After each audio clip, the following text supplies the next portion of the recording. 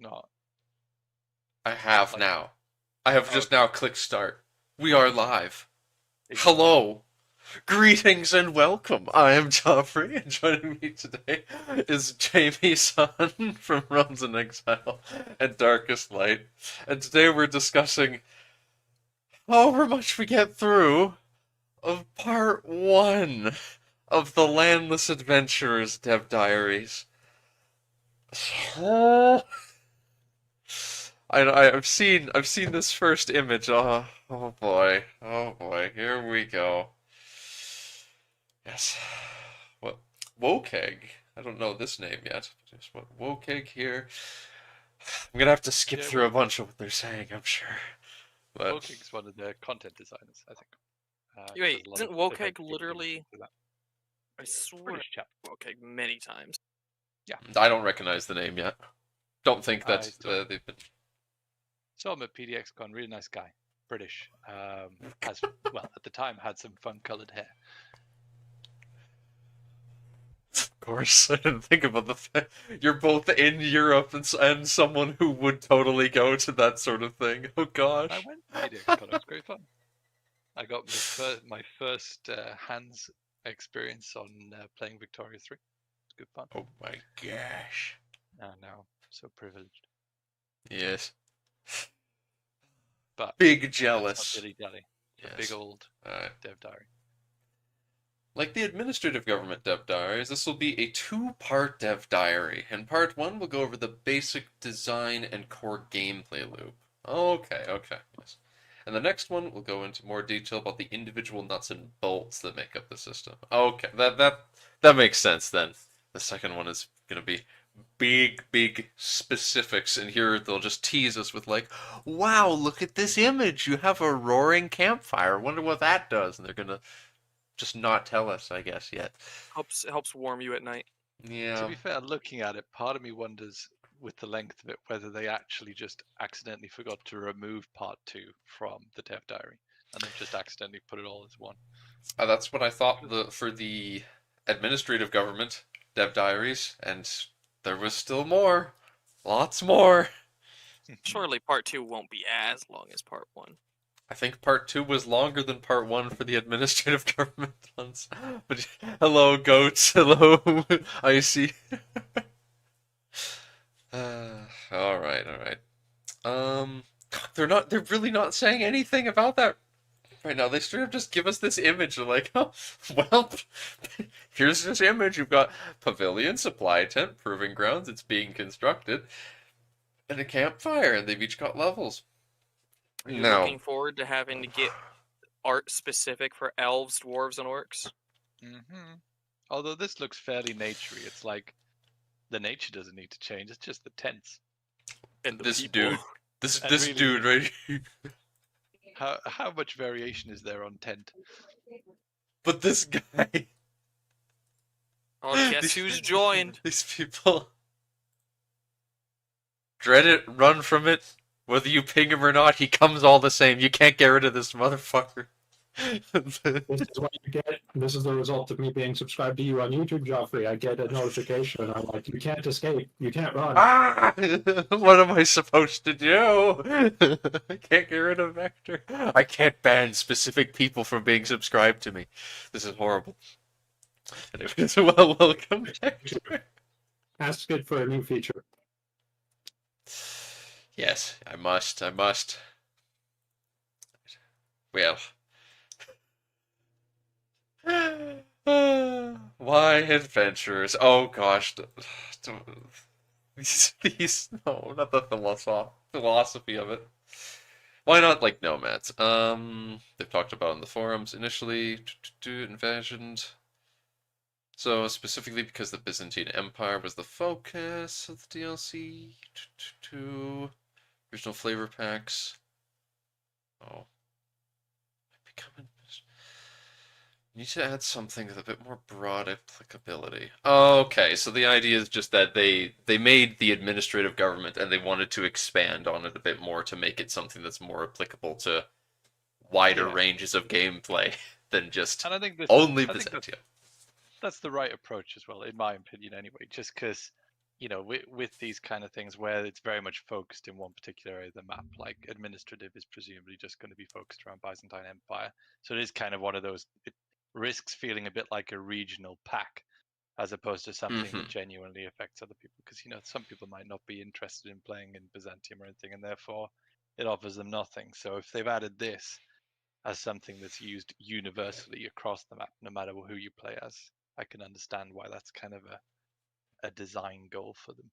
And it works better for us as well, I think, as modders, because those Definitely. things tend to be more general systems that we can use and abuse, as opposed to more regional flavor type stuff, which is kind of, well, it might work, it might not work. We might need to kind of adjust what's there to make it work for us.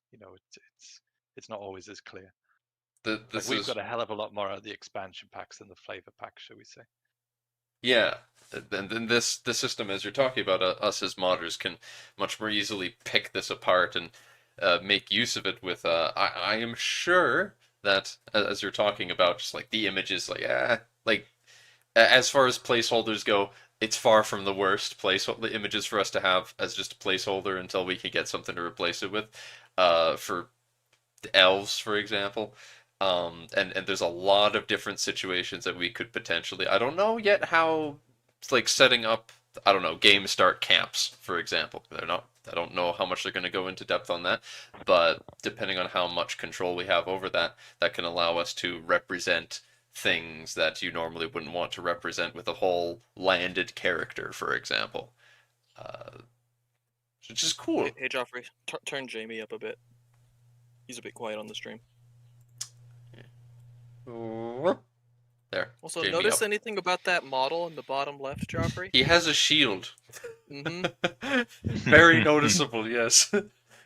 Man is in fact holding a shield, which is interesting. I like having shield models now. Feels like something. It's just like, huh. I didn't Shields know are I good. wanted that.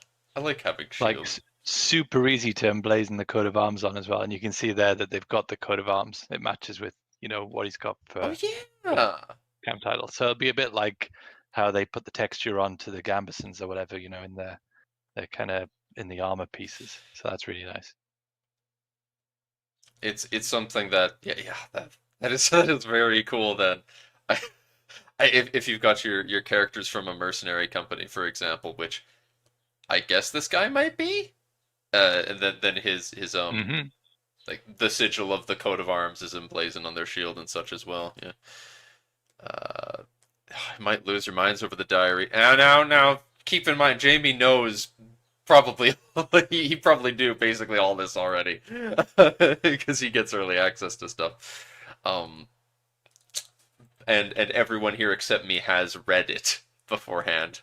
So yeah, I don't have early access to this, so this is. Oh, you don't? Oh, I No. see. I don't give you everything, I see. No. Yes, I suppose just like a mansion does for, just like mansions exist for the people with the administrative government, the camp also exists in the physical space on the map. Yes, estates for admin characters, as they say there. Landless adventurers turn to be the old candidate. A lot of the underlying technical work they required could be done with just a little bit, barely any extra cost from the admin gameplay. Prior to this, adventurers had been penned in as something we could do late into the game's lifespan. If we did them simultaneously with government play, however, they could offer something that could do a good job at without hurting either mechanic. Well, I'm just curious to see more of the specifics, though, but I guess they're not going to talk about too much of those yet. I want to see what the extra cost is they're talking about. Like, what is, like, the food? There's, like, your little food symbols and such. I think from reading ahead slightly, we do get some details, so you're not going to be entirely disappointed. Alright. Nomads will doubtless get their own time to shine, but we want to wait until the point when they can truly be the star of their own show, which is for the best. You do not want to be half-baking something that covers such a wide stretch of the map, and we, on Realms in Exile, very much would like good nomad mechanics so that we can Give it to Rune. Lord, East Rune, specifically. The Yes, please. ultimate underdogs. Outsiders with no land or prospects, but also no responsibilities or restrictions. A landed character, even the lowliest baron, has a host of functionaries and regular income from taxable subjects, but they also have pressures on their rule that they cannot escape. Yes. Create your own adventurer. Yes! Yes! They'll instantly, my instantaneous thought when I saw it, create your own adventure, is just someone creating custom adventurer Maya realms. No. It would not surprise me. Yeah, I mean, It'll happen. Yeah. We'll see those screenshots. Just you wait. They'll be posting them in fan media. Where is Gandalf? For I much desire to speak with him. I I think don't this know. kind of without if it ends up being good and engaging and like a mechanic that people really like, I think this kind of massively scratches the itch of somebody because it's like a pretty typical archetype of player who likes to start small and get big. Like Yes. this allows those people to start smaller. I think that's kind of one of the biggest wins. So I really hope it ends up being fun and engaging to make that a worthwhile thing. See, we have this mega campaign that we're planning on my server, and so you go through multiple games in the series, and we've got multiple people who were already, and especially now that they've seen this diary, apparently considering playing a landless adventurer character at game start. I think you should all be forced to start as landless adventuring places. In fact, just do it where you all start in exactly the same place, and then Yes. you kind of just You heard it here first, Dark. We got to do it. Everyone's going to start as a landless adventurer in Rome, and and Yeah, buddy. you gotta make your Yeah, way buddy. out. That's how Leno gets to have his wish, and the game goes on longer. We all start as landless Yep. adventurers. Yeah, buddy. All right. We'll have. I'll put it to a vote. Hmm? What are you gonna do then? Uh-huh.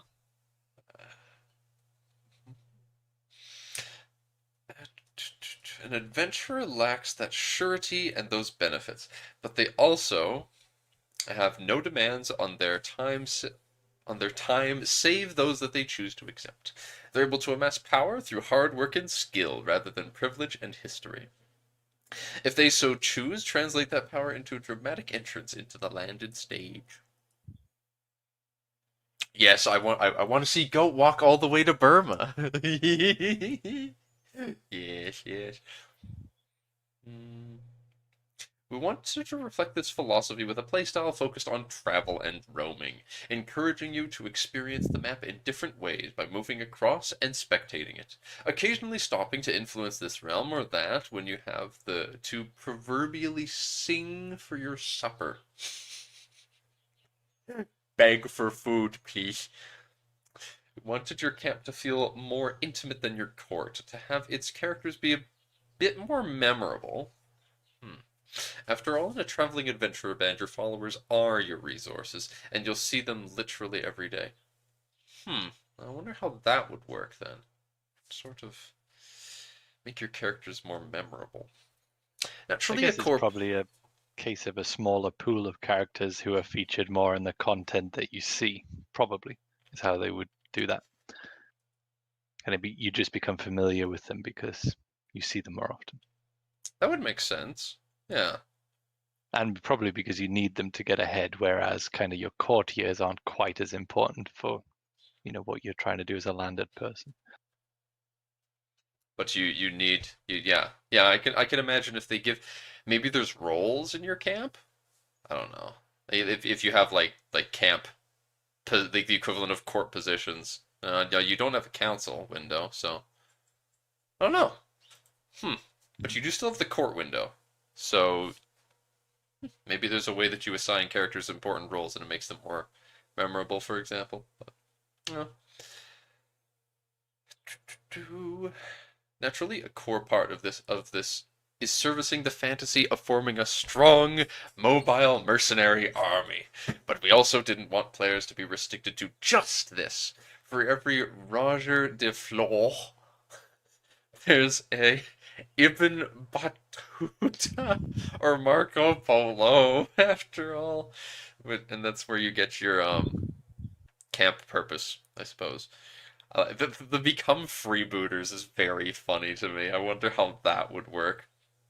A lot of these are very curious to me because Wanderers, I guess that's the most generic one with no It could just be a group of nerds walking around. just just living life, just walking around. Yeah, and I think the little note under the picture here is an interesting thing to as kind of like wondering what these different purposes mean, because it says adventurer camps can be given a specific purpose, affording various bonuses or downsides to better accommodate their goals. See, when I look at camp purpose, it makes me think like, does this drive the content that I see? Like if I'm doing become scholars, are we doing scholarly stuff? But it almost sounds like modifiers the way it's described there. So I wonder what this will end up being. I would presume that, for example, freebooters, you'd get events related to just looting people's stuff and events and abilities modifiers related to that. Meanwhile, swords for hire, perhaps you'd show up in the mercenary window or something. I don't know how that would work. Idea. I'll have to read on. I suppose so. It's the one selected. Because it's very clear to me that Wanderers is first because it's the generic one, and then Swords for Hire because this is what everyone's thinking about. But I'm surprised they have this many. Like Explorers, for example. Huh. I mean, The what's to explore Legitimist them? is the weirdest and wonderfulest, I think. And maybe Scholars. Like I wasn't necessarily expecting Scholars. Scholars is the most out there one to me. Scholars and Explorers are the most like, what does that mean? What do you get from this? Is Explorers like, I guess this must be like travel speed. This is just covering vast distances. But and Legitimist is like, I imagine that's a claimant. You are hanging out with or maybe you are the second son of Gubus Dubus, the count of someplace, and you want to stake your claim to his lands. Don't know what scholars would be though. Really don't. But yeah, Leno. Yeah, finding new lands. So yeah, I guess you're just gonna by being a wandering explorer, you're just gonna discover Vinland. I guess. No. Yeah, That doesn't make sense to me. Interesting thing as well is thinking back to the last Dev Diary when they had the choose a new destiny kind of thing on Succession, where you could pick some characters who could be unlanded as well. So yeah, they did. I remember that now. They had So theoretically, you could be a dynasty claimant, so that legitimist thing might have some tie into that. Maybe I'm not sure. I know I'm gonna like this DLC just because of the landless play and the choosing a destiny on its own is enough to make me just I'm probably gonna be playing the game a lot more for a while. Just actually playing CK3 for the sake of setting up, just playing through the game as a dynasty, build up a realm, and then choose just new destiny. Give me a list of random characters. Doesn't even need to be the same dynasty necessarily that are interesting, and then play them and just watch what happens to the old family and build up the new one or this new character. That sort of thing sounds really neat to me. Also, the last DLC of the year will have new lifestyles: Surveyor, Wayfarer, and Voyager. What? Yes, Wandering Nobles. It's all about traveling. And guess what you do a lot of is this. Walking around. Yeah, it's a bit of a it's a bit of a confusing bit of like, what's the difference? It's like, what the heck? What is the difference between playing a wandering noble and an adventure? Like you are actively playing the game in someone's court as a wandering noble, I guess. I don't know. Uh, hmm. One thing I'm also just thinking about is with the colonization mechanics that we've got in Realms, maybe there's a way that we can add a new camp purpose that fucks up this UI though. This is so perfect with the 6. But if we I can add a new imagine- one for colonizing. I imagine it's possible to add more. Just Yeah, because yeah. there's just so much space there. Yeah. It'd be such a waste if you couldn't add more. I mean, worst case scenario, I'm sure that we could just edit explorers because I bet like explorers works fine for that, sure. Too. I'd be very surprised if these purposes weren't moddable, just based on everything that the way that kind of Paradox has set out these kind of things before. Just Totally. make 3 more. Just make 3 more. Yeah, easy, Cairo. Easy. But yeah, we could do that. We could have colonizers for sure for kind of our mechanics. That definitely makes sense. You gotta have someone just walk into Eriador. You gotta have wandering random dude. I don't know. It's the axe that walks. Yes, yes, you're right. Oh, I didn't even think about that. Oh, Yeah, land him and make him into a proper leader of a bunch of wandering dwarfs. this changes Blacklock's forever, Vector. You can the Blacklock war mansions that are on the merch as camps. Oh my god! I can make up a ton of new ones because they don't need to have counties. Yeah, you can pack up. We can also do the Iron Fist diaspora in Rune using this Yes. system. And just in general, we could have even just like some Longbeard ones and stuff, you know, peddlers and traders in the Westlands, you know, going and plying their trade among men and such. There is one thing I'm wondering how they handle this, and I like I say, I've skipped ahead. I don't think it's mentioned in the Okay. dev diary, but how do you select these characters? Like in a bookmark, fine, like you can probably highlight them, but like How do you on find the them? kind of on a choose your So- rulers, how would we in even the- know? I in the imagine. in the comments, it sounded like it was either you have to make a custom one or it's The specific prescribed ones way. that were bookmarked. But what I think you could do, what I think could be done, is you could make a dedicated bookmark, call it something like Wanderers in the Wild, and, you know, just fill it, you know, nothing particularly fancy, but it's just like 20 Wanderers over the entire map. That would be a way of doing it, Yeah. if that's the do that. functionality required. Or we could even do a custom GUI where we effectively just display a list of all the, you know, the unlanded adventurer types, and just have it displayed as a list. Because yeah, I mean, if you start to just cram pictures of the people in there, then it might be.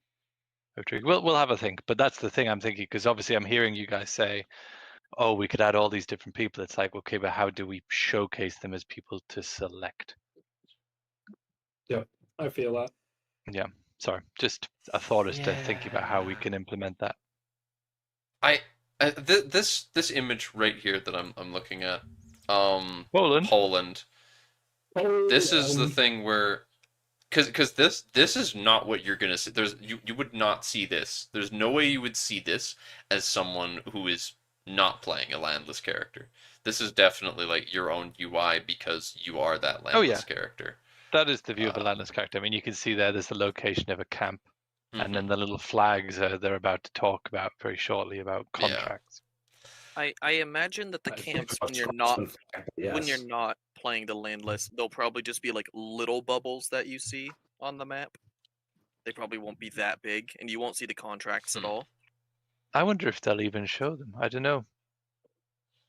Maybe they will, maybe they won't. It feels like it could be a lot of clutter. Like if I'm playing as a landed ruler, how much do I really care about landless people wandering around? Like maybe if they had a map view where it would show them all on a map with their little camps and things, that might be good. But I think day to day, I don't know if I want to just see these pissy little Yeah. unlanded bands just wandering around, unless they're genuinely doing stuff that I care about. But clickable little bubbles like this would be an easy way to make it work on the select character screen. Again, so long as it's not too Yeah. crowded. But yeah, That would definitely work in that context, I'm sure. Cairo, landed adventurers aren't in people's courts. They are landless adventurers are not in people's courts. They have their own court, technically. They just are a Camp. group of characters that are walking around and they've got their camp. Yeah. So, camp members, yes, they band have camp members. whatever it might be. But just contracts. Each Followers. contract has a minimum of a pass state and a fail state. A minimum of. There could be more states than passing and failing. It's like Do we mention later that you can have like great successes and I assume also great failures? yeah, critical fail, critical. Or success, just that kind of nothing. thing. It's like you have shown up and you have neither helped nor hindered the situation. You have moved it horizontally. Congratulations. Move right along. All you have done is change the nature of the problem. Mixed results. You collected the harvest but burned down the field.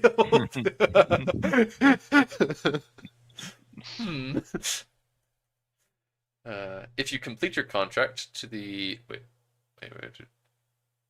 with rewards and penalties for the outcome, though many have various alternate successes or failures depending on whether you get an exceptional result or below grade 1. Generally, we only show you the standard reward packages here.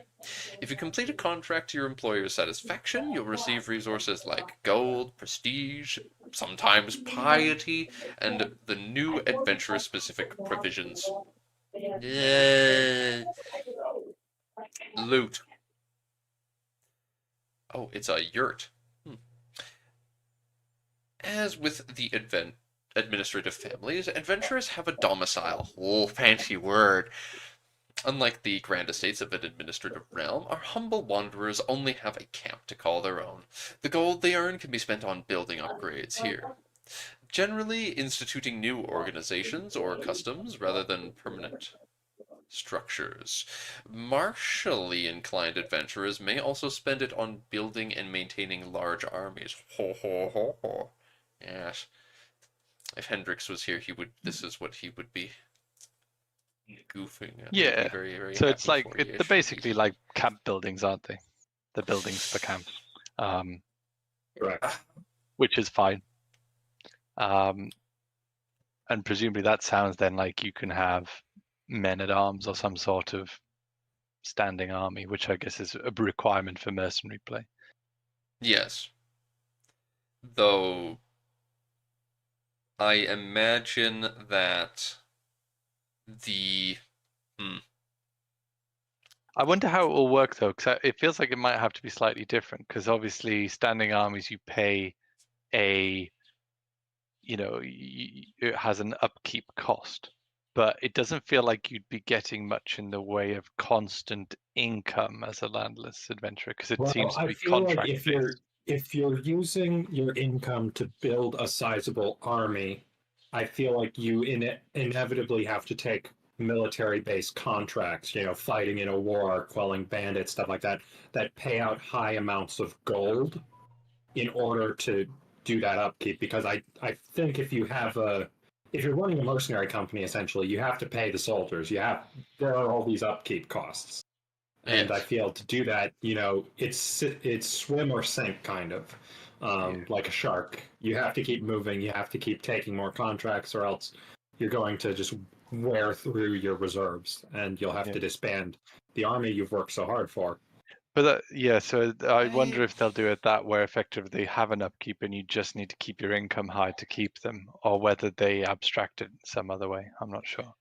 And Lenodin made a comment in the chat as well about noticing different backgrounds for camp art based on your location. The first one was a very green place, whereas this one's obviously quite deserty. So it looks like based on where you are, you'll get slightly different art. And also, the tent is different, meaning that the tent is probably based on culture. Culture, yeah. Oh boy, is more good. art. More art. Yeah. Can't wait to get elven tents. Hey, this is way better than if it was 3D. Just remember, That's remember Yeah. this is Yeah. this, it's not a tours and tournament situation. I like the art style though. It's cool. Yeah, it's a nice parchment style. Kind of like manuscript style, isn't it? I kind of suspect that my personal theory that is that you would not have gold upkeep as a or very little gold upkeep at any rate as a landless character, and that most of your upkeep would be provisions related. Mm. Yeah, but they've I- said that you don't lose provisions if you're standing still. Essentially, only if you're traveling. Which Yeah, I think it's a Oh, cost. you can't just sit an army and have no costs related to it. I mean that's not how armies work. yeah. Yeah, I think the next image down on the dev diary has showing that kind of provisions cost for moving about on the map. I'll speed along to that part then.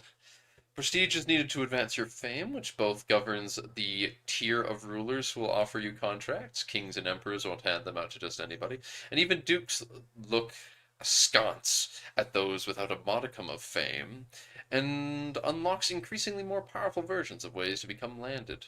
Yes. Provisions are spent to allow you to travel with your camp across the map. And while you can move on low or even no provisions, you'll suffer increasingly dramatic consequences for doing so. Oh boy. Death by no food. When you exhaust It the doesn't contract. specifically relate to realms, but I was just thinking, AGOT, I think, is going to have a field day with this for modeling the free companies in the free cities, and especially the Golden Company, and the Black Fires in earlier start dates. Yes!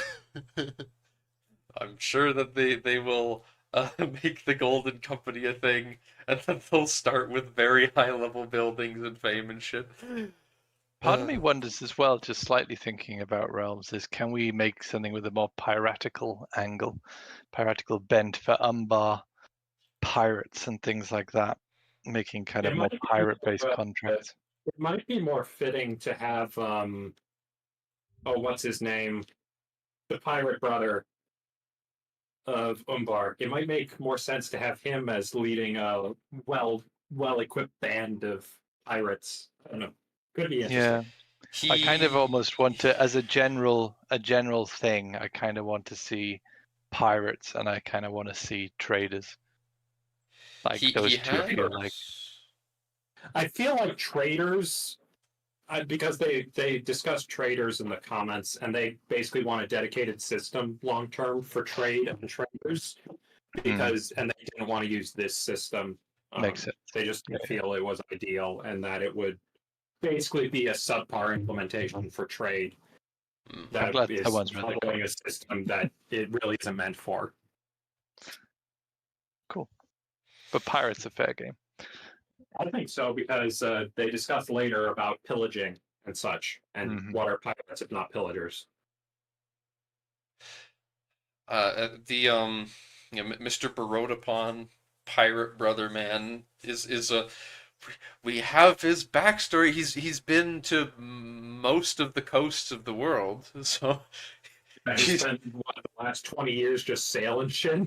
Yeah, just been going around looting stuff from all over the place. So it would be very interesting, I think, if we could make a spin on freebooters that's nautical focused, because I'm certain that having some having we have lots of people that hang out on the coastline and steal stuff in realms. So something like this that's specifically for them would be neat as well. But we'll have to see what the actual code looks like, I suppose. Once you exhaust the contracts you wish to take in a particular area, you can most easily find new ones by moving your camp a significant distance away or to a new de jure kingdom that you haven't visited recently. Then take new contracts, earn new rewards, and repeat the process as you move around the map. You gather new followers from different lands, try to balance your provision income versus expenditure, and decide which contracts you think you are capable of taking and when. And then just moving along, use up provisions, moving your camp. We do expect some players to want to be adventurers for as little time as possible, and others to want to be them for centuries at a time. Off-ramps are provided at various stages for players who decide they want to leave the life of an adventurer. It's up to you if you'd be happy taking a backwater county somewhere in exchange for a huge sum of cash, building an army to try retaking your throne, or simply drifting around the world making your mark in a half dozen small ways. And I think actually on this one, the interesting thing is also what's not spoken about, which is the on-ramps as well as the off-ramps. Because we already know from the last Dev Diary that you have that on succession, you can become landed. But presumably if someone takes your last title, it is no longer game over. That would probably be an on-ramp to becoming unlanded, and you have this kind of, narrative Yeah, of I getting think your so. titles back. They don't. Very I don't think they true. mentioned that, but that feels to me like a very natural thing that they would do. I agree. That makes perfect sense. That sounds like a And fun I way guess to make it. just thinking about this well, because isn't there a thing about, and this is again showing my lack of general knowledge on the game, but isn't there a thing about sending like your kids off to form mercenary bands currently in game? I think there's something where that can happen, but it's more obscure. Or I I might don't. be thinking of like CK2 maybe, but it feels like that There's might be a thing that you can do. And maybe if it's. I so, don't. are they going to create an unlanded one? I don't think it's an active choice. You can send your kids to join the Varangian Guard, but I don't think there's an active choice for you to send your kids to make mercenary companies. But they can Uh, just decide to. the There are wisdom of certain the crowd cultures. in chat is reliably informing me I'm thinking of CK2. So showing my age there, that's fine. Well, I mean, that would be a nice thing to do, as in you could send off some lower tier children off to form mercenary companies and things, or Yeah. become landless adventurers. And then Harold So, Hadrada comes back after you exiled him, after his anime adventurer arc, and then he comes back and steals your throne from your weak kid. exactly. Yes. Hmm. What is a contract? Oh wait. Yep. What is a contract? Fundamentally, contracts are vehicles for different types of content you opt into in hopes of rewards. You generally see rewards you generally see in advance. Different jobs offer different rewards, and rulers of higher tier in turn offer higher tier contracts with all around better rewards. The jobs themselves range from helping in wars to assisting counselor tasks to educating children to collecting back taxes. They're an abstraction of the word of mouth, herald spies, and town criers that would have filled this role historically, but which are a smidge tricky to represent with neat, concise visuals, which is why we've gone for this sort of faux notice board aesthetic. It is neat seeing them all pop up with their little scroll art. Oh, did it kick me out of the call and then kick me back in? Wait, what the heck? Within the span of a second. Why did it Yep. make the honky honk? It did that to me earlier. I enjoyed the impromptu honking, though. It's good. Huh, More of this, please. I see. Yeah, so basically contracts are jobs in the local area. It's going to be kind of your main mechanic, I suppose. The ways in which you'll acquire currency and the likes. Build your fame and prestige, get better contracts. That's what it sounds like. It looks like contracts have a tier there based on the tooltip. So presumably that's what it means earlier about kind of the prestige requirements for getting better contracts and presumably better rewards. It talk about the higher tiers of rulers will offer the higher tiers of contracts, but they won't want to give you those contracts unless you have enough fame. Though I I guess, and I guess the funny thing about that is that it probably applies just as a like it's a one-way system where if you're playing as a ruler, I wonder how much you actually will interact with these sort of people. They, Hmm. you get an event one day, it's like, oh, they want to join your war. They've accepted your contract. I'm like, I didn't set up no contract for you to join this war. Go away. I don't got the money to pay you. Uh, Thinking ahead to kind of our stuff and just a modability thing, if that contract tier is moddable, I wonder if we could set like a custom tier which is high and we say is kind of not available through prestige game, and therefore you can kind of reserve that for these are kind of more event-based contracts for if we're wanting to do landless story content effectively. I wonder. I don't know. Just thinking about how, because these are obviously generic kind of contracts, how can we make them specific? We'll probably And come on to this later, but kind of thinking about things like Ring Quest for a landless adventurer, you can see contracts as being, if we can have them in certain areas to have different options that you can take within the Ring Quest, say, yes, and they be narrative events based on that. you But could how do we make them specific and not just appearing for Tom, Dick, or Harry? you could theoretically, I don't know how the AI would handle this at all, but you could theoretically, the hope would be make a custom type of adventure that is specifically for the Fellowship, and then they are the only ones who have access to, and they only have access to these specific event focused things. Part of me wonders if the star on the contract is also an indication of its tier. Probably. I would bet that there's probably a direct correlation between a number of stars and the tier. But I also am curious if it yeah, but yeah, like how much can Is we that change the that tier? well, the thing is there, like if it's got one star there, kind of the size of the star and where it is indicates maybe if that is it, there may be 3 contract tiers. I don't know. You can't imagine much more than 3 stars around the top of that. But that might correspond to like base level Duke and King Empire type thing. I don't know. Maybe you have 4 tiers, a bit like a education thing. But interesting. The what is the but yeah, well, we'll have to see in time how hard coded the whole contract tiers is. I imagine it'll Well, be modifiable, but yeah, I mean they do have a code snippet a little later on we can nerd out over, but yeah.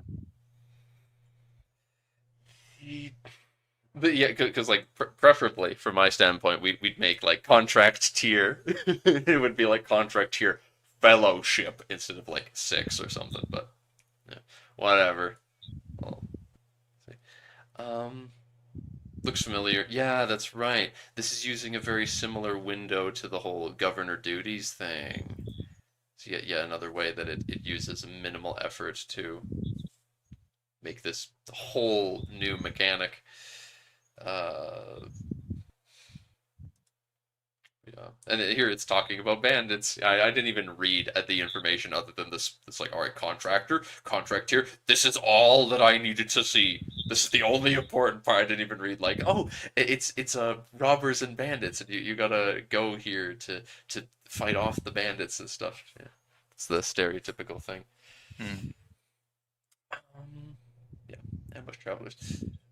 One thing I should probably nip in the bud immediately is what contracts you, as a landed ruler. Wait. As a landed ruler can offer an adventurer, with the exception of mercenary contracts, all contracts are offered by the AI. No! You cannot offer contracts as a player, no! Yeah, that part was sad. You can only do the mercenary one.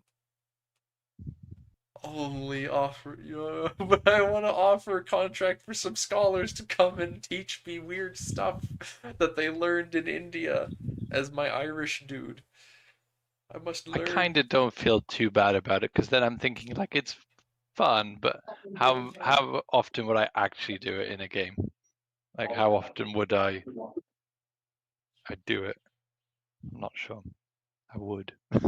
If worse comes to worse, I imagine you could sort of give a player a jank way to create contracts Oh yeah. through some sort of spawning mechanism that's tied to a decision. I'd be surprised if there wasn't some sort of effects which are create contract of type X in location Y. I think I'd be very surprised if that wasn't an effect that could be called. And therefore, theoretically, you can create a system which, though not supported in vanilla, you could have some interface where you can select a contract type, feed that into that effect, and then it would just take the location of where you're kind of based, presumably. Probably just your capital. Yeah. Or, I mean, theoretically, you could even have some sort of location picker, but that becomes a bit trickier because you don't want to drop down for that. Then it would have to be some sort of on-map thing. That becomes a bit trickier. But yeah, for types and things like that, and it having a cost, it's definitely doable.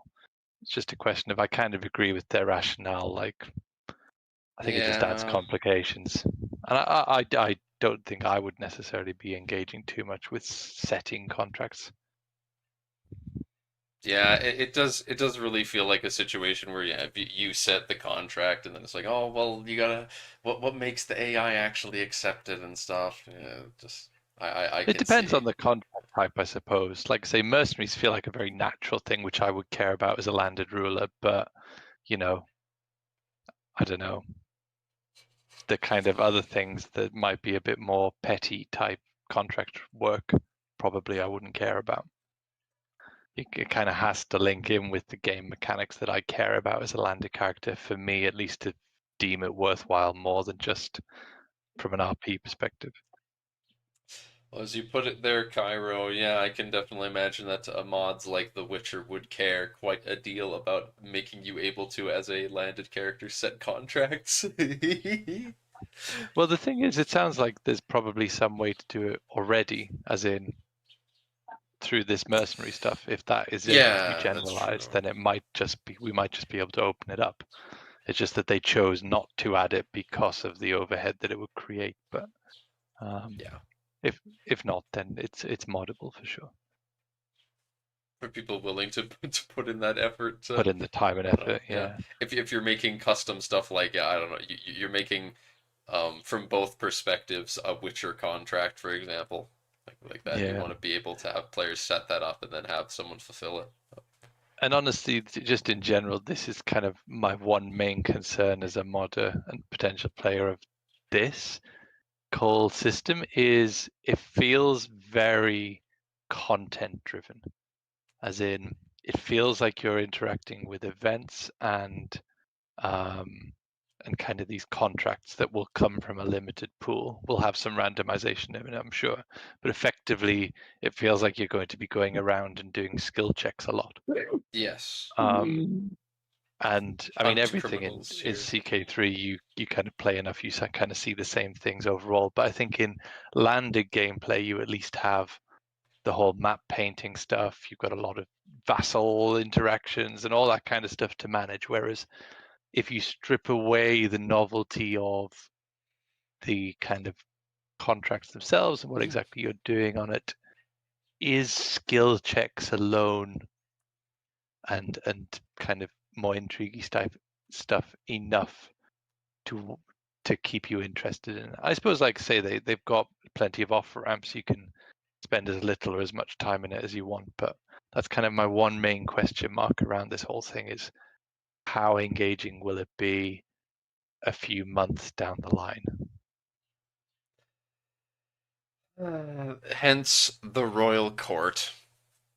Yeah, that was fun the first time. That was about it. Yeah. Mm. Now it's just a bit of a, But oh no, I've it's maybe better than Royal Court though, because the Royal Court's a bit of a flavor thing on the side. Like, it's not a major game. It doesn't majorly impact your game where the stuff in the content for the Royal Court. But at least this is landed gameplay. These contracts, so yeah. they are more consequential. You care more about them than you would say Royal Court content. It's tricky. Hmm. It'll be interesting to see how it feels and looks. But that's my one kind of air of trepidation about it, shall we say? Hopefully that they have made plenty of these, and that Well, you're not going to just see hunt criminals all the livelong day.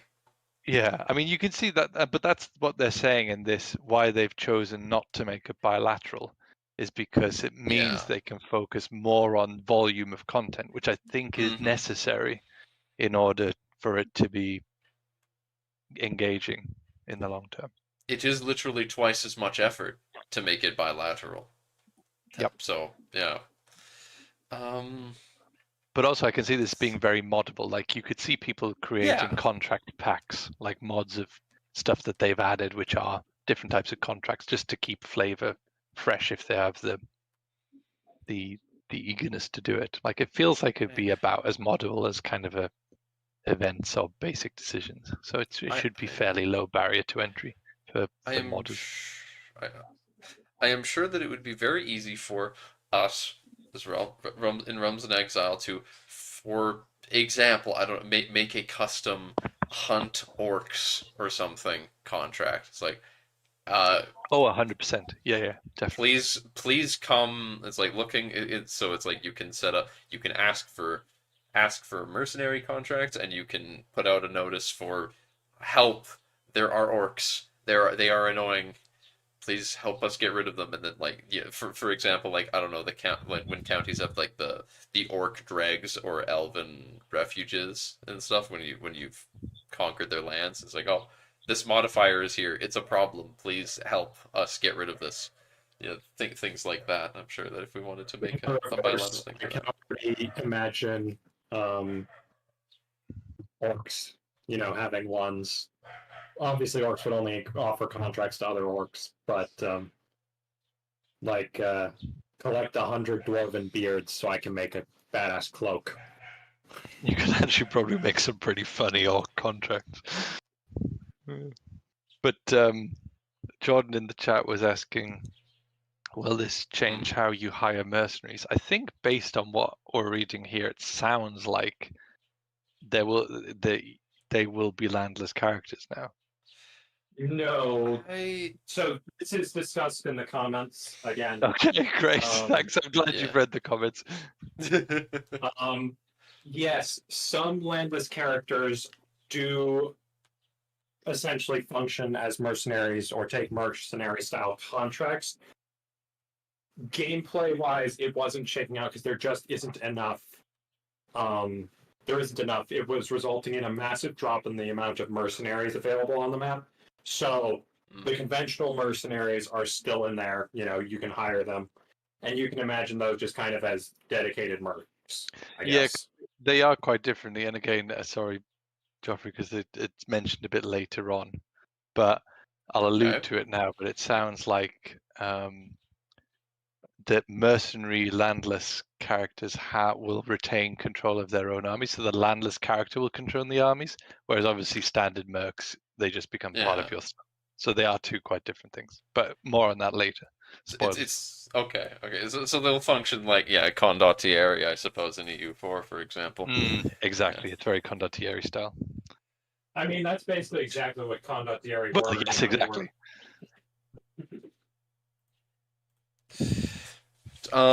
Yeah, in regards to William. So the axe that walks specifically will probably become. Who's the axe that walks specifically? Oh, he's walks different, in a guy. very That's his brother. specific way. That's his brother. You see, that's the axe that Rather walks than the specifically. axe that walks generally. Yeah. In regards to making him landless, he like, okay, there's a difference between like the random like Blacklock warbands that are like moving around between places, which he becomes, and then there's the actual war mansions that they've set up. So that county that he's in, he's gonna probably still start there. Maybe I'll make him start unlanded, but if you're concerned about that mansion not being there, the war mansions like that specifically that the Blacklocks have set up will still be there as counties. But this is a separate thing entirely, which just is like, oh, now we can have those places do what they in lore do, which is start popping out roaming bands of Blacklocks that are looking for an excuse to punch evil people. Or not evil people if you'll pay enough. Yeah. But You have to pay a hell of a lot for that. yeah. They do it in the Balan Live often enough. Then again, I mean they probably don't like Anvil Kumagan, so Kumagan is pretty evil, so I bet that's fair.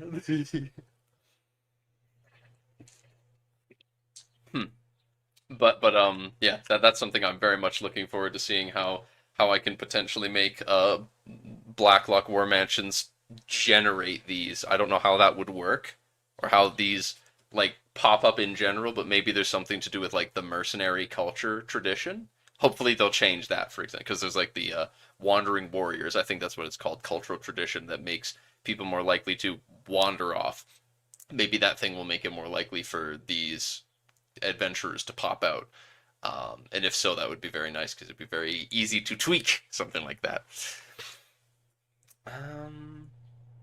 Anyway, the very first we started this whole rant with the fact that hunt criminals here.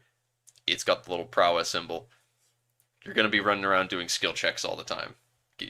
Here, the symbol for what it is, and 136 gold is a lot for a count to be giving you. What the hell? That's a lot of gold. Huh. So Take they, it. they mentioned later that the numbers are not final. And Oh, that okay. the gold is either too high or too low. Fair enough. That is. Hot good. Oh. Yes, good. But yeah, Oh, I he think likes- this whole section's really talking about kind of different contracts have different rewards and things like that. Some can be prestige, some can be gold, some can be provisions. And that different contracts can kind of be of different quality. Some might be really pissy rewards. And I think they only show success. They don't kind of necessarily show what you'll get for critical successes and things like that. Mm-hmm. They're not showing us the failures or the any of the criticals. They show the failures. That's in the second image, just a little They lower on that page. they show a critical success later. Oh, potential failures. You lose some prestige, and he doesn't like you. Well, that's good. It's not too bad. I suppose the Imagine if it was stakes are pretty fame. low as a landless character, right? Actually, now that I think about it, I kind of wish this was fame specifically. So not just a prestige, like it direct impact on your fame, like the thing that makes people want to hire you. But contracts offer different rewards. Some might give you mostly gold or primarily prestige. Others mainly provisions for the road or a mix thereof.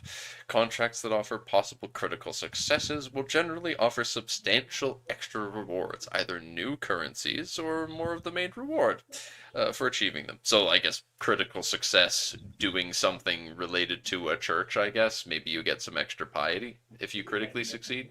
You did such a darn good job cleaning those windows. Here is your extra 100 piety. Have an extra 100 Jesus points. Yeah. Yes. As for the question, Jordan, I personally at least don't know or have much of a stake in what goes on in Eriador in regards to Rangers. But maybe Vector, Jamie. I don't know. Well, I mean, they are kind of a bit landless-esque, aren't they? But I mean, if we look at this and see there's contracts being offered by characters, well, there's probably another thing we'll need to make sure is that the wilderness isn't handing out contracts. Oh no! So I guess presumably You're right. we could have like wilderness-esque contracts of kind of things that you might be able to do in the wilderness. You know, Tom has a very special job for you, Aragorn. Yeah, exactly. Tom needs you to to clear out some bandits. So yeah, I'm not sure. I mean, I have to wait and see. I mean,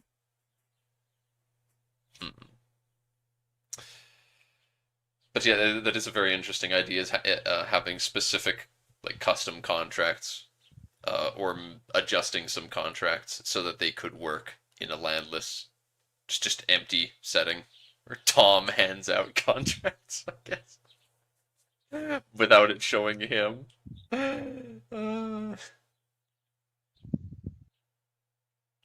Shopping around for different contracts in different areas. Maybe you land in a kingdom full of tight-fisted gits. Yeah, land in a Told you he kingdom was full British. of... Yeah, he is. Maybe you land in a kingdom full of tight-fisted gits, handing out paltry sums for substantial work. It's my Brit there. It's pretty good. I'll give you a 6.5 out of 10. Oh, nice.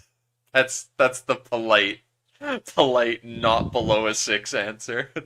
Yeah, you'll get a play in you'll get a part in a play as a kind of small London orphan boy in a Dickens play, but I think that's about it. Oh no! The small London orphan boy. Please, sir, can I have some more? Exactly.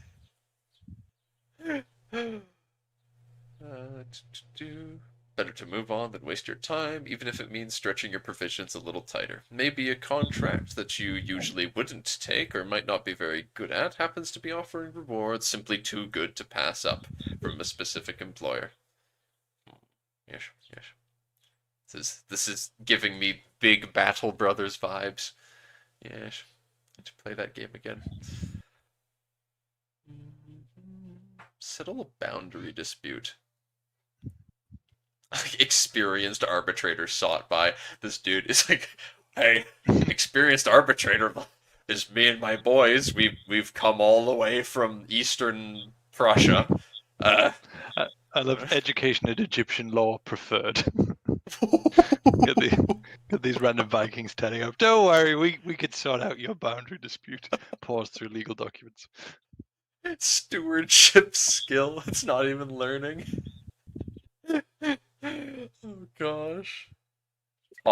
Quick Ranger. Quick Ranger, another settlement needs your help. I'll mark it on your map.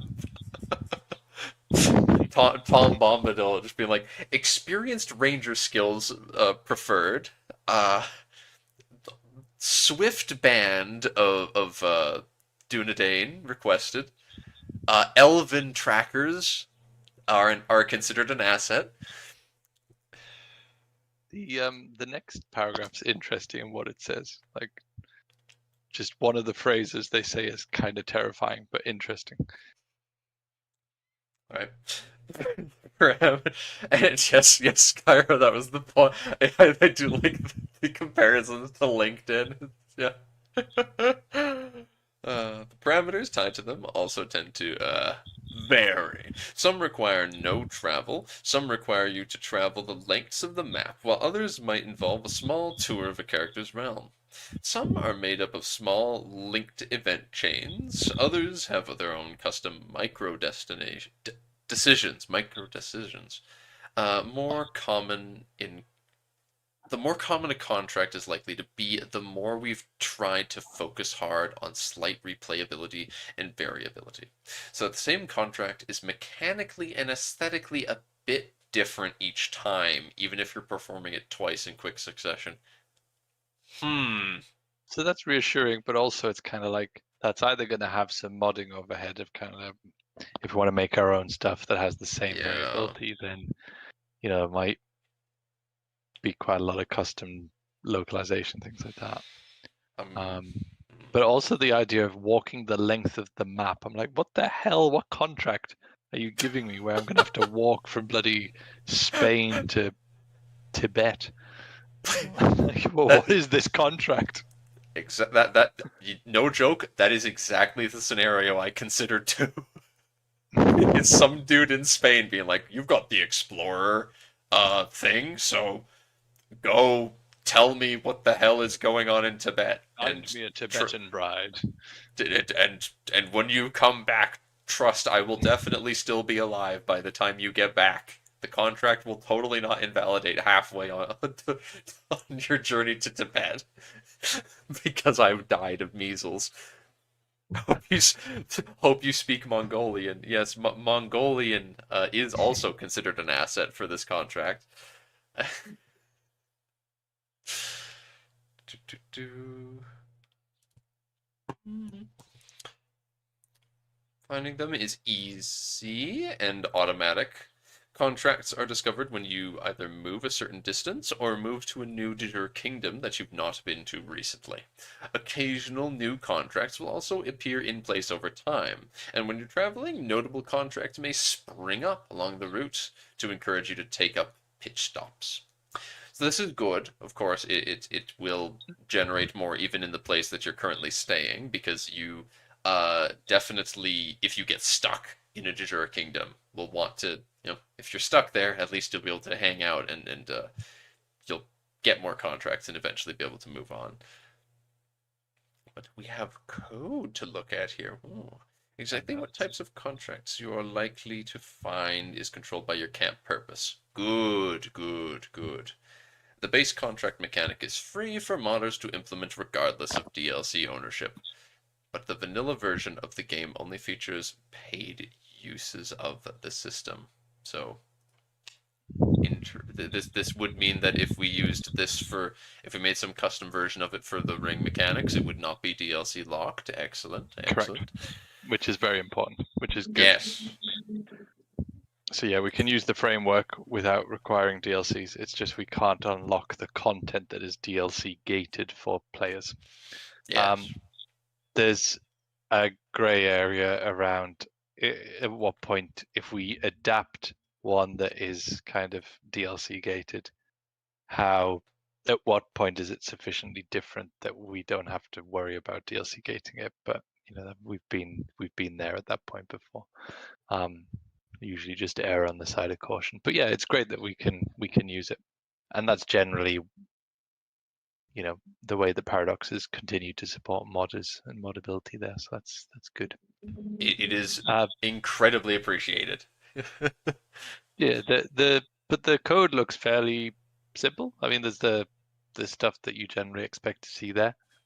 So I mean, that weight will be used to say how likely it is that contract is to appear, based on various conditions. So you can see there's like some base levels and then some conditions based on, what things there are about the employer, things like that. Mm-hmm. And then there's validity things we were worried about earlier, like what triggers need to be satisfied in order for this to be created, for someone to be able to accept it. And I don't know what continue is, but go figure.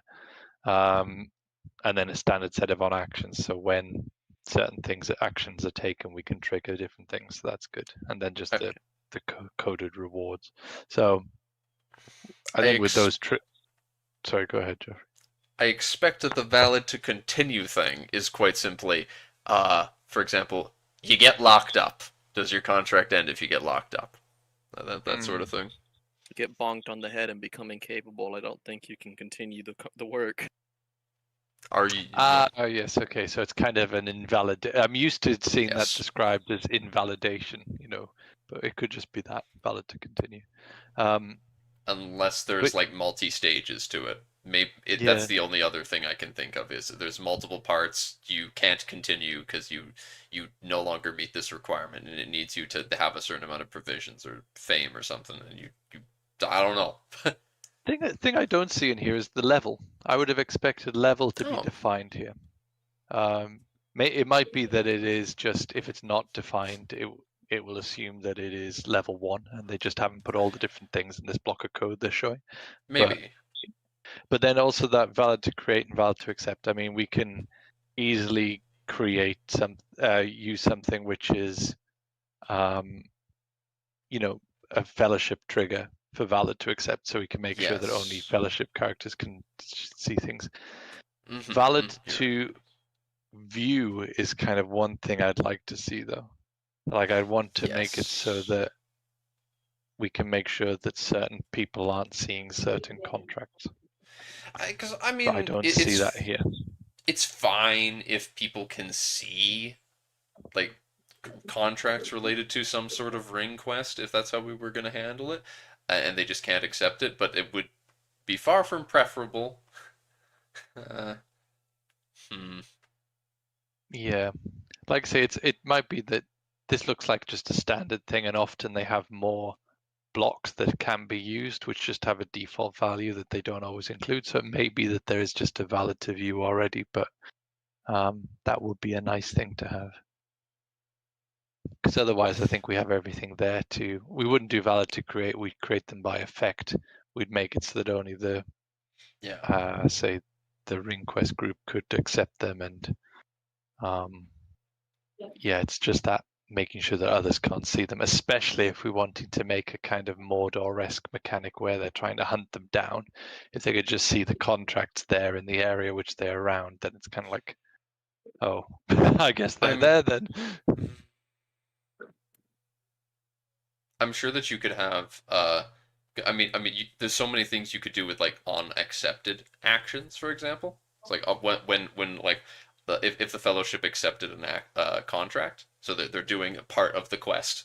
You know, they've done this part of the quest. They're doing this part of the quest right now. Immediately has this impact on something. You know, Sauron gets an event. It's like, oh. Frodo touched the ring. He failed. He goofed. I see where they're at now, kind of thing, you know? Vector has mused on the subject of making Gandalf landless for a long time, Jordan. But I think he should be. I think that really all the Astarias except for Saruman should probably be landless. And even Saruman in earlier start dates before he settles in the Orthanc. It's true. Which begs the question that you kind of need a big old set of wizard contracts. Oh, God. Because they're not going to be settling. Well, maybe they might get involved in a little boundary dispute, but they're not going to be like, you know, hunting criminals or anything like that. You know, they're going to be doing Astari type things. That moment when you make custom, your custom types of wanderers. You have Istari, the Fellowship. Oh no! It starts to balloon out of there. Oh my god! But I mean, it is interesting just to think about from a modding perspective. Like, it feels like, well, what is your goal as a landless character? It feels like your goal is to stop being landless. Unless you're the Blue Wizards. The Blue Wizards didn't do that. But that's the thing, like, if we've got landless characters who are generally long-term landless, like say a Gandalf type character, I mean, we could obviously there would be the possible for him to become landed just by the core mechanics, but you know, in order to be law friendly, he needs a reason to remain landless. So we need to think of something that's particularly engaging from a gameplay perspective to make it so that you might want to stay as a landless Gandalf and just sway things from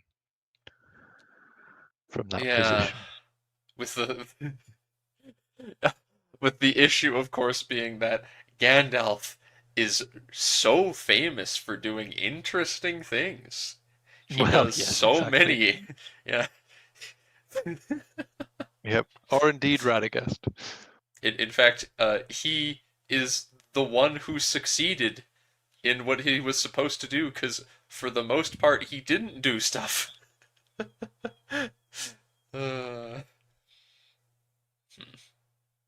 Saruman is the in earlier start dates, Saruman and the Blue Wizards, for example, very much the sort of people though that I can see being like, oh, this is a very fun.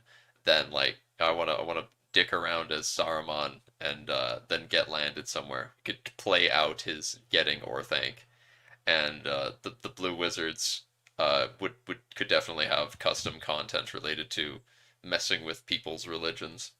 Because there is code for changing mid-game how religions, like what tenants religions have. So yeah, I mean the whole thing about the Astari, the reason that they came was basically to help the free peoples in their kind of, you know, defending against Sauron. There was an element where his presence was unknown, and it kind of it almost becomes the opposite of the kind of Sauron trying to find his ring. There's a bit of an Istari trying to find Sauron in earlier times. Sauron landless adventurer in the east? We're Sauron. Landless Sauron. Yeah, Oh boy. landless But Sauron. He needs to take a contract from the Blacklocks to settle their succession crisis. there's potential for that kind of thing. There's potential, but I don't think he'd be taking contracts if he's landless, though. No, but this is where it's kind of our use of landless might be different from vanilla's in that vanilla it is kind of you are on the lowest rung. You are, and Wait. like I said, your goal is to stop being landless. Whereas there is a kind of niche certainly within Realms and Lord of the Rings for I am a relatively powerful character. I just happen to be a character of no fixed abode. I don't. Would he be able to be a head of faith if he's an adventurer? Because that's a title. It's a titular title, though, right? But we don't know if that'll actually mess that up. I don't know. Well, I know the camp looks like a titular title. The way it's appearing, it appears as a title in the images. So I assume it's a new title type that will probably be because in the code, titular titles are they just have an argument of landless equals yes. So presumably that's just another. I can imagine you might be able to hold a head of faith title mechanically as a wanderer. There might be good reasons gameplay wise not to do that, but I think at least without seeing any of the code, but just thinking about it technically, it should be possible because it feels like they're just two landless title types. And by landless, I think the title has no provinces associated with it. Do any of you guys, other than Dark, know about the game Dracula's Revenge? Oh no! The board game. It's Fury of Dracula, actually. Fury of Dracula. Okay, fine. So I know where you're going with this, and I assume you're going to mention Sauron somehow being hidden and people trying to find him. Yeah, right? you've got to hunt down Sauron. That's genuinely why I was suggesting that it's kind of the inverse of the ring hunt, if you will, for Sauron. As in, you're trying to find an unknown thing. You would just have to we'd have to figure out if that's even possible to make it where you just can't find him, because I assume even if they're landless, if you look them up in the find a character, it just zooms straight to them. This is the hardest thing. Yeah, in order for that to work, it must be that you cannot actually know where the characters are, which I don't think will be possible. Not without some serious ass jank. Yeah, it'd be hard. But it would be great. But Dracula! If we could. Sauron. Hey. I want to play Dark. I want to play a multiplayer. I want to play fucking Dracula in CK3 where someone's playing Sauron and he's got to escape from the Blue Wizards in Saruman. You have the three Astari chasing you around the east and he needs to go back. It sounds so fun! Whack-a-mole, Sauron whack-a-mole. Yes! But I mean, there's also a Lord of the Rings board game, which is relatively similar. The way that works is they have the Fellowship. I played that. Yeah. Oh yeah, they start in the Shire, and basically they're trying to get progress points, which says how many spaces on the map they can move, and the evil players trying to force them to get to a point where they have to commit to moving, and then at the point they move, their location is revealed. But then they go in hiding again effectively till they move again. So they get little glimpses of them. But again, it's just not. I don't think it's going to be possible to hide the location of somebody who's landless. There would be you could see, okay, that it doesn't look like there's any kind of content around this, but you could be a hired assassin. That might be interesting as a thing. If that's the kind of contracts that you take kind of Dark Brotherhood type, kill this person type contract, which you might imagine that you might want to stay hidden for. But yeah, it doesn't look like there's anything to support that. I want it though. I want it. Alright. Anyway, moving along. Just as a, it might be worth just briefly scrolling down and seeing how much dev diary you've got left, because we did warn you it's a huge one, and I think we're Holy maybe about fuck. 15-20% through. No. Yeah, you're nowhere near Joffrey. No. Ooh, neat shield. Yeah, there's No. is as of last count. What the fuck? I mean, a lot of it is images and worked examples and things like that, but Yeah, but the images are the worst because that's what we stare at. It just keeps Exactly. going. It does just keep going. It doesn't stop. What is this? There it go. What the? Of course, he's got the insect Stellaris thing. Of course, Beetle Man. so yeah, and that's part one. Part 1. That's just all of that to describe the core gameplay. What the? Didn't you say you had a hard close now? I was, but the friend This- that I got planning to hang out with is in fact Villain Glasses, who's in the stream chat, and I've been messaging. I can take as much time as I like, but holy shit, with this much stuff, I don't know if any amount of time is going to be enough to actually finish this in one go.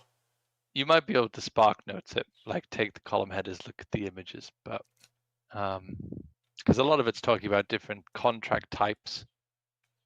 Then there's a whole Okay. section on kind of like a worked example of what gameplay looks like, and then they talk about crime and patrons. Crime. And yeah, there's a whole bunch of stuff actually. Get it? All right. That's a good idea. Spark notesing it, yes. That's something I am not very skilled at, but I can try. I am To good be at fair, I turning- should probably go because it's currently 1:30 and I have work in the morning. That's But- fine. Yeah, we But could split part 1 into 2 parts. Yeah, well, 3 parts. Yeah, the 2 kind or of. 3 parts. We could stop it in here if we. Well, I mean, you guys you don't stop on my account. I'm just gonna kind of salute you at this point and say Godspeed. We could go through the example contracts with Joffrey, I'll maybe. probably dip as well right now since Okay. I've gone through this already. Right, Joffrey, we could go Good through the enough. example contracts and split this in 2.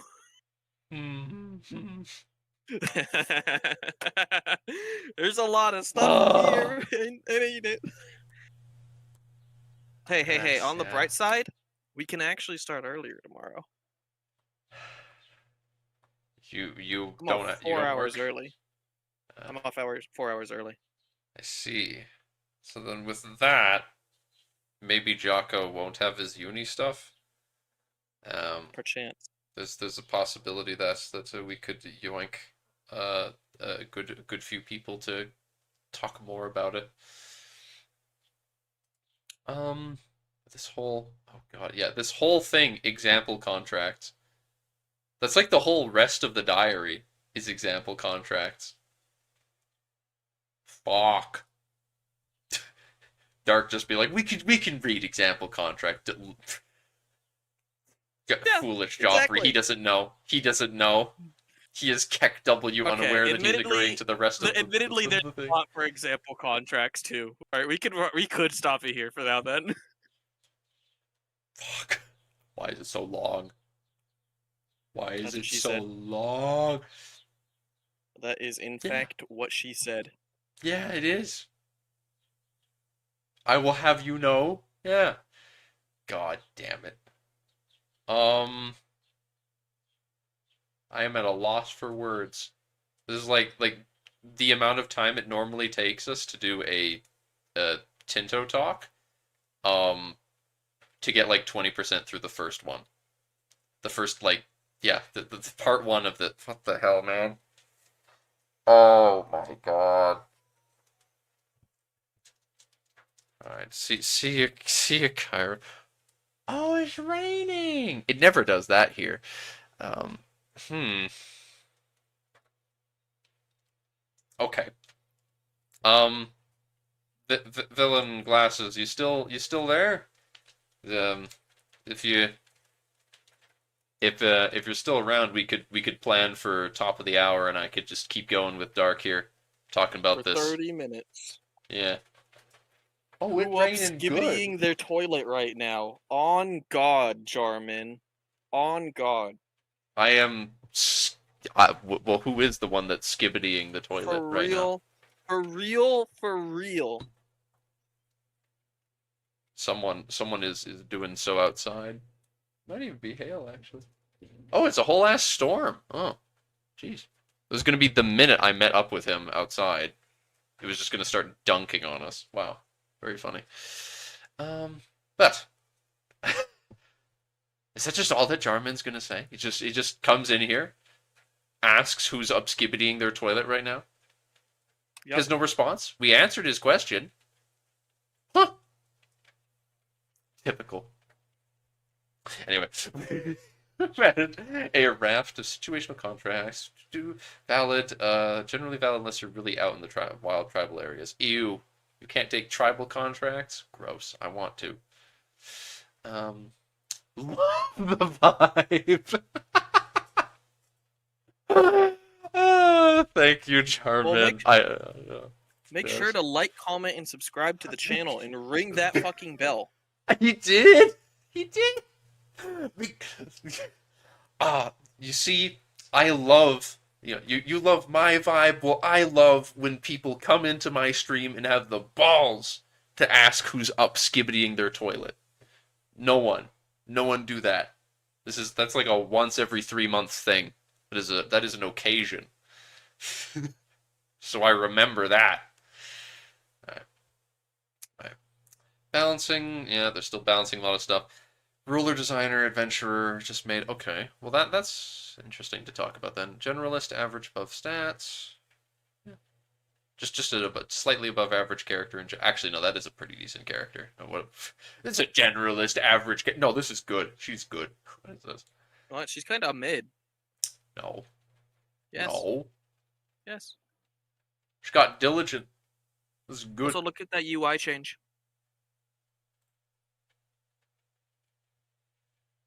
Hmm.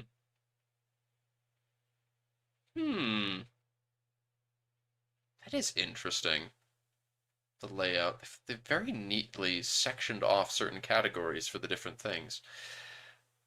And I guess she just instantly, she starts out with no troops of any sort. It's just her, the fiery vanguard. It is literally just this woman. It's just Sheeran. She is the mistress of herself with her 40 gold, just hanging out. This is your character, Dark. This is you. This is your vanity character. This is your vanity character. It's just him.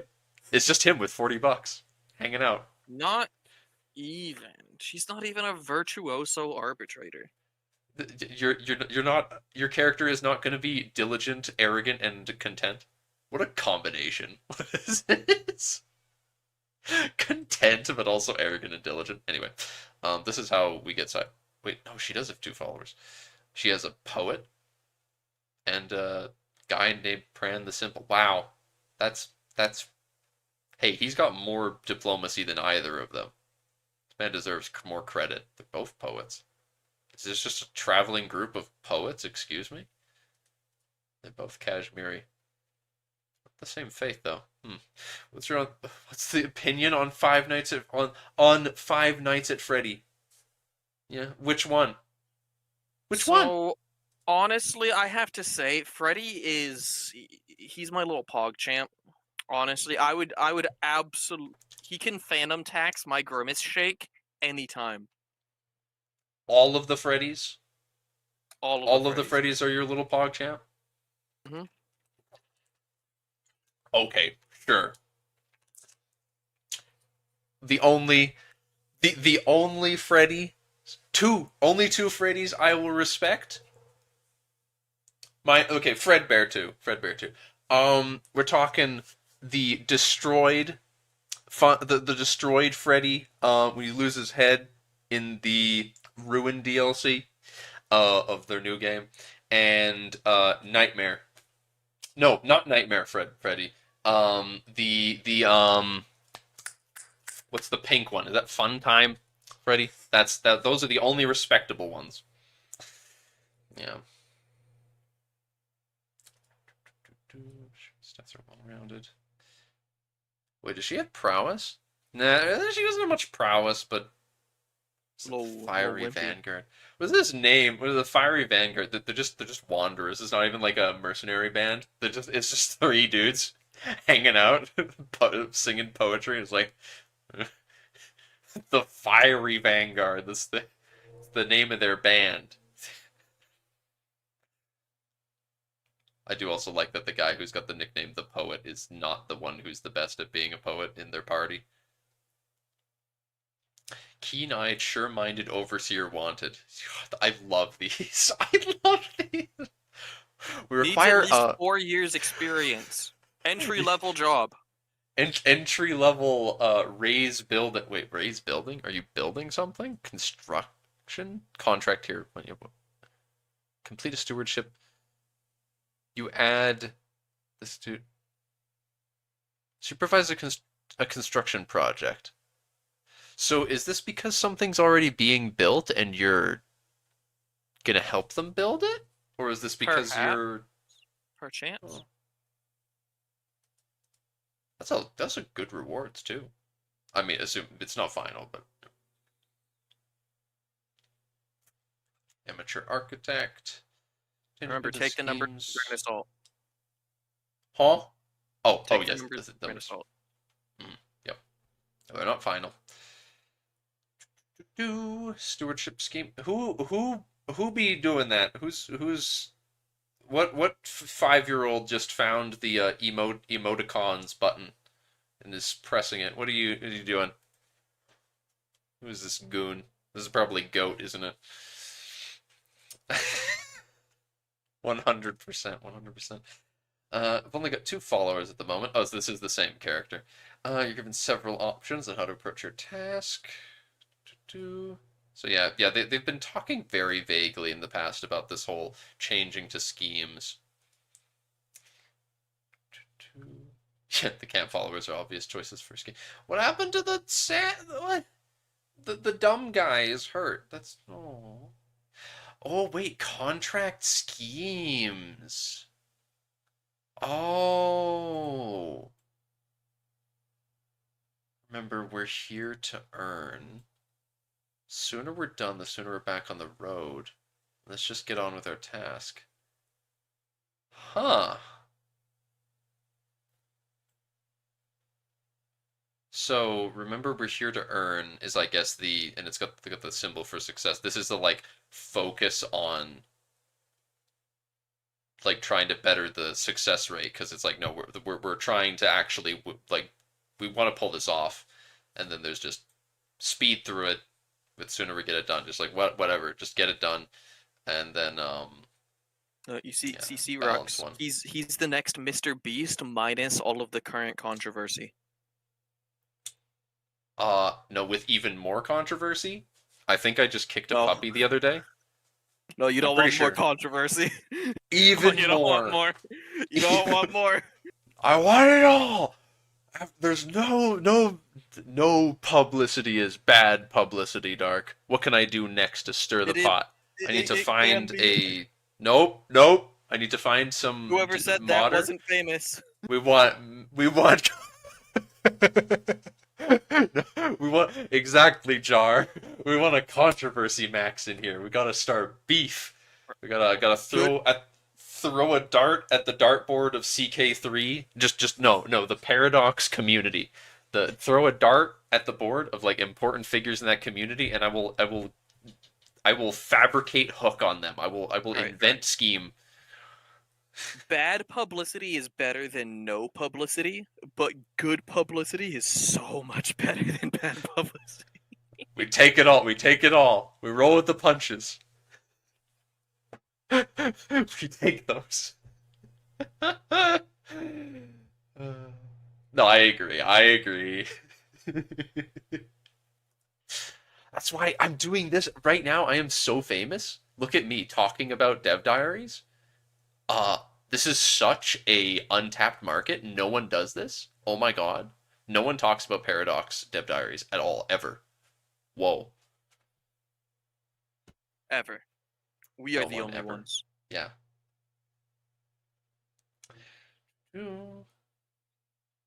I like the thunder sound. It never happens here.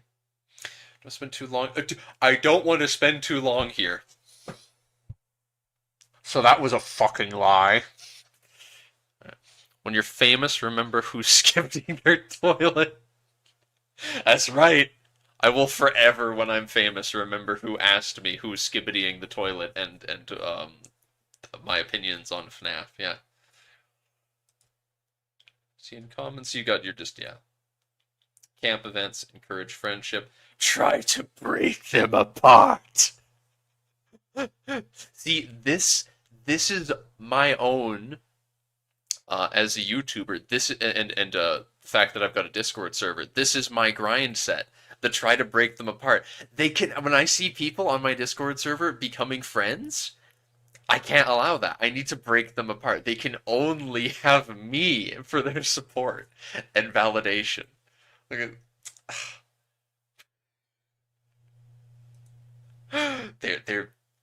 they're having a strong bond over their modest and their mutual modesty and humble outlooks.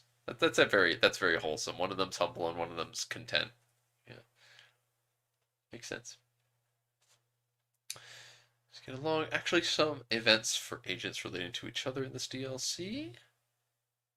Friends for protection. Of course, seniority to people to care for. Oh, so you can grab this jaundice-looking woman. Yeah, I'll definitely grab you. And you can join my party, Mrs. Like 40.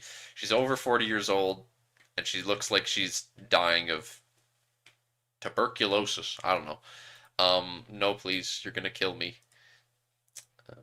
I wonder how many camp followers you can have in total, and if you can increase it by upgrading buildings, you know? It's probably something you do. Wandering Tengri. Oh, they're Tengri too? No. I don't even know. I don't even remember what Tengri's tenants are. Well, Sky got her to barriers. join. This is true. They have that. Apparently she's actually a pretty good bailiff to help with this job, so never mind. Consider me wrong. You've actually never heard of this game. What's the goal? You have no idea what we're talking about. You're here watching this stream, but you have no idea what this discussion's about. This is about we're discussing Crusader Kings Dev Diaries. Crusader Kings is a game that doesn't necessarily have a goal, I suppose.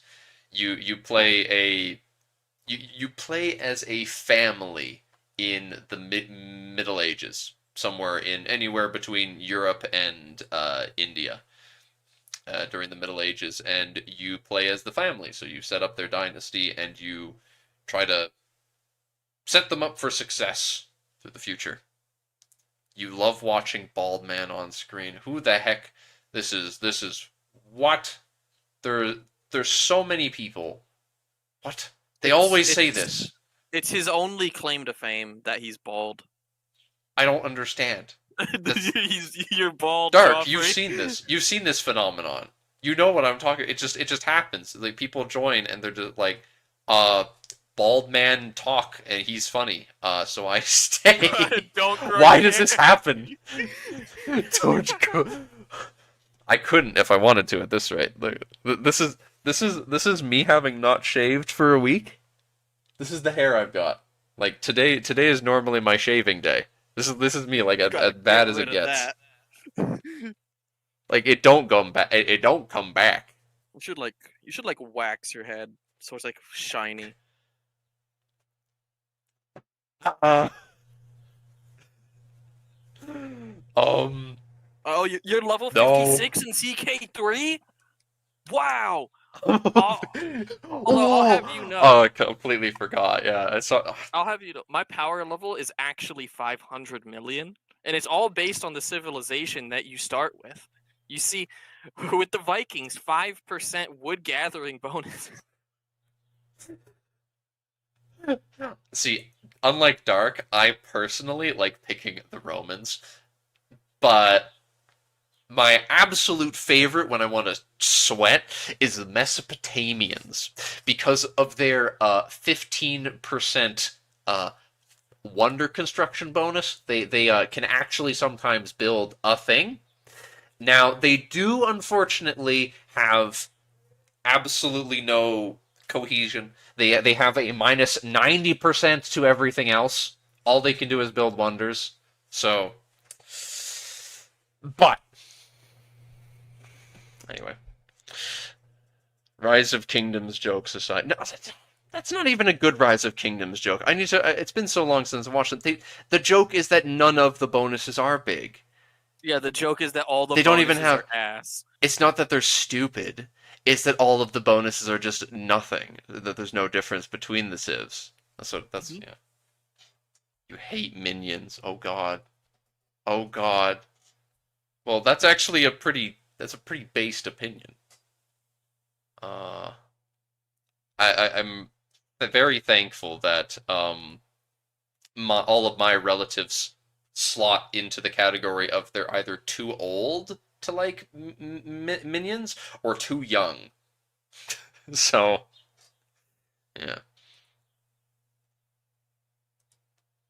I do like that schemes can be executed at any point, even if they're not fully prepared. If you've just got your crack team, you've just got your godly group of agents, you could just rock up to be like, yo, I want to kill this dude today, and you just set up the scheme.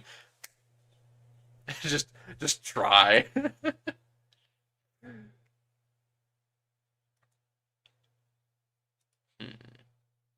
Oh my god, my spot! You've taken my tent spot. Excuse me? Wanderers of good breeding. Mm-hmm. Huh? Experienced arbitrator sought. Why is this how you specify this man puts up on the notice bold text wanderers of good breeding, and then he's like, I need an arbitrator for a boundary dispute. We need to check your pedigree. Gotta check your family lineage through both sides of the family to the 10th generation. Oh, exceptional success. They're okay. They don't really have. Yeah. Oh, you can get a hook on them. Okay. That's an example of something you get. I like that. Extra rewards if you do really well. Most contracts will require you to travel. Okay, yeah. You travel around the region in general. You only play Sims 4 and Roblox. A likely story. Only play The Sims 4 and Roblox. I have met so many basic bitches. Ain't no one that basic. You gotta be more interesting than that. You're playing. They probably play mobile games, Joffrey. Maybe. They.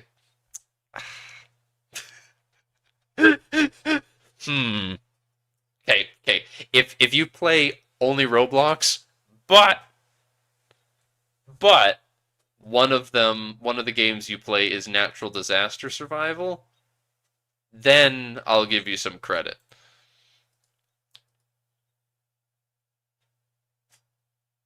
I swear. If you two are a flesh suit piloted by someone in my Discord server, the vengeance I shall strike down upon thee.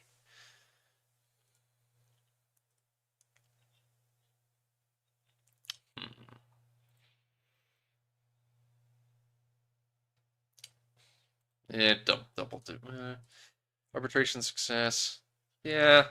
Oh, there we go. Okay, something. This is something that's distinct here. Mercenaries, then. Company and protection for his next escapade. Oh, so transport contract.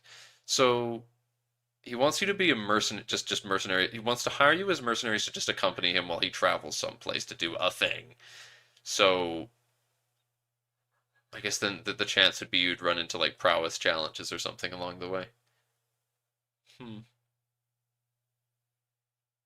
Eager explorer. Said that you're a woman of the world, perhaps venture by the side of an ever-curious explorer like myself. Grand most beauteous capital. Huh. So during the transport contract, you can this guy, he's an explorer, and he comes up with the idea like, yeah, why don't you just like why I hear you're a woman of the world. Why don't you just come move your camp to this place that I'm traveling to?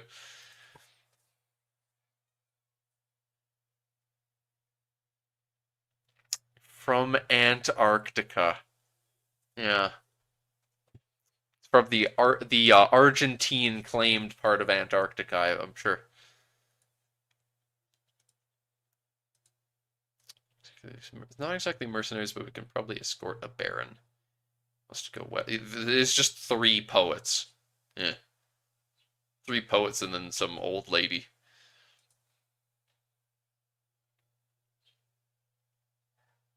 Struggle in Persia's happening and you're trying to escort this dude. I could see why that would be a problem then, yeah.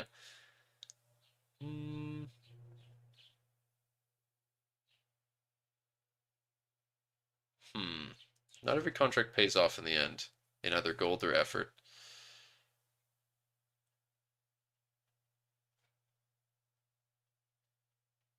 Oh. For a second I thought while I was reading this that it was going to say, isn't actually, the guy's not actually going to pay you. So like, yeah, sometimes they don't pay off in the end.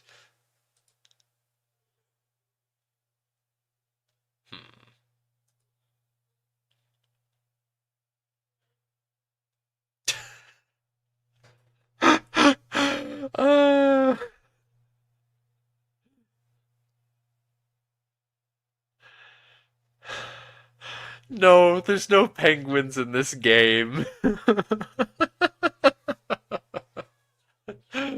I am sad to say there's no penguins in this game. I played Elden Ring the other day, and there's puffins in some areas of that, I think, though. Maybe that's close enough.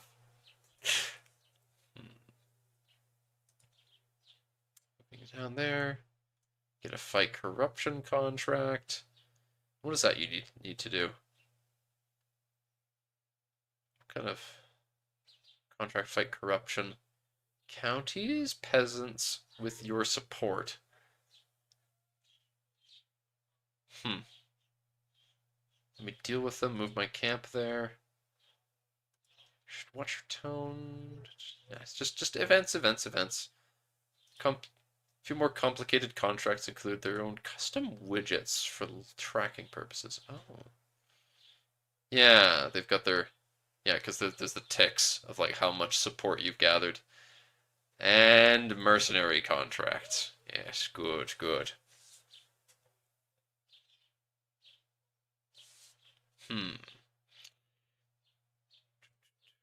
So... Oh. Years away, Brand the Simple comes back. Imagine being called the Simple.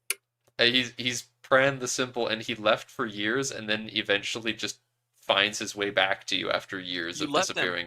And he's just... He was left at that last job. Is that what it said? Yeah, basically. Oh. And he has basically not changed in these years since, for good or ill. Yeah, people are a resource that you can spend, Joffrey. Welcome. You are no longer needed. Leave.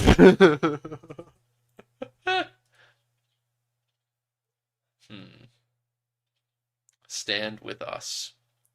Military aid needed in a war-torn Blota for just under a year. Chieftain Yaramir is losing. Chieftain Yaramir is losing by 82% war score. Oh no! Yeah, his side has no one. There's like 56 dude. Oh, dudes.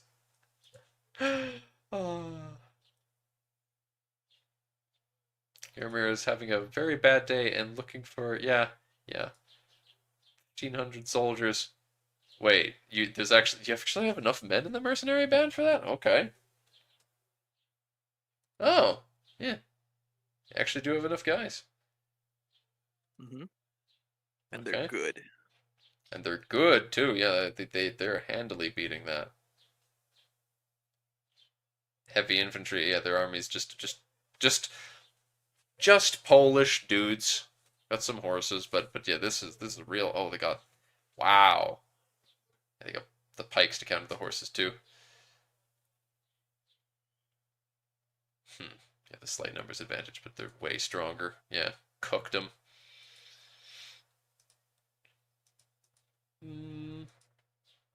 Then they turn around the fortunes of the war. Pleasure fighting side by side with a friend. I wonder if they can just decide not to pay you. Hello, goat. It's, you being back means that I suppose you are not, in fact, puppeteering these two meme lords that are talking about penguins. Yes. We should probably wrap up around here. Oh, it's very special thanks to Patreon. Wait, what the hell? That's not actually what you What the think. hell? It's your That's not even- patrons. It's the patrons that you get as a mercenary company. Like what? Okay. It's a play on words. Yeah. It's not some. I'm like, what the hell is this thing about Patreon supporters? But yeah, it's a joke referencing that. I'm just so broken for all of this. Oh gosh. Basically 2 hours of just reading through adventurous stuff, and there's still so much to go. Yeah, I suppose should wrap it up there. And I'll have to... Yeah. I'll have to wrap this one up another time. Oh god. Ugh. Alright then.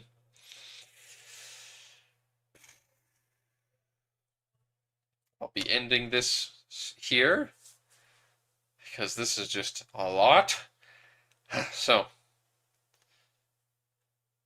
and yes, half of the people present, half of the participants of the podcast left already. So, You should be able to start earlier tomorrow. theoretically, yes. Theoretically, you'll be able to start with more people present earlier in the day as well. Yes. All right. But I'll be ending this here. So thank you all for watching. Nice to meet you, Rux and Charmin.